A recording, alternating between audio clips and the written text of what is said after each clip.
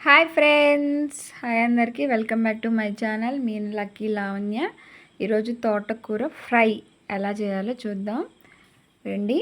ముందుగా తోటకూరని బాగా శుభ్రం చేసుకోవాలండి. ఇది ఎంత పచ్చగా కనపడతాయో అంత కనపడిన పచ్చ పురుగులు కూడా ఉంటాయి.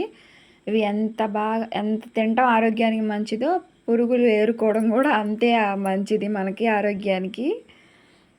అయితే బాగా వాష్ చేసుకోవాలండి. ఇది వాష్ చేసుకొని వడేసుకుందాము.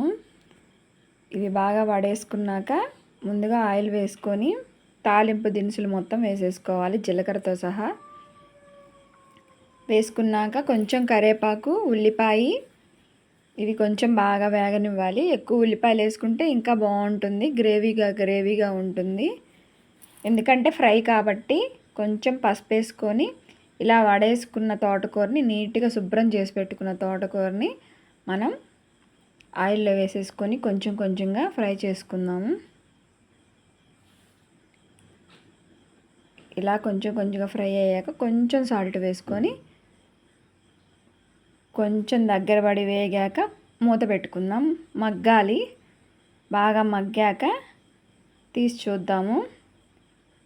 ఇందులో కొంచెం వాటర్ వేద్దాం, ఎందుకంటే మాడిపోతుంది. కొంచెం వాటర్ వేసేస్తే వాటర్తో పాటు ఉడికిపోతుంది. ఇలా వేగాక మనం ఇందులోకి శనగపప్పు కారం వేద్దాం. వెరైటీ ఏంటంటే శనగపప్పు కారం చాలా బాగుంటుంది. చిన్నులపాయ కారం కూడా వేస్తారు.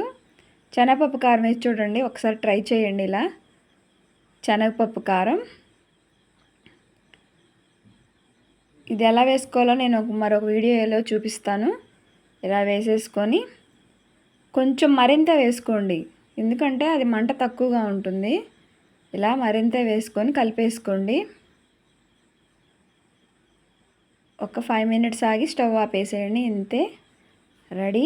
చాలా మంచిదండి కంటికి తోటకూర తింటే. ఇలా ఒకసారి ట్రై చేయండి. నచ్చితే లైక్ చేయండి. ఈ కర్రీ నాకు మా నాయనమ్మ నేర్పించింది. మీకు నచ్చితే ట్రై చేయండి. నచ్చితే లైక్ చేసి సబ్స్క్రైబ్ చేయండి మా ఛానల్ని. Thank you so much.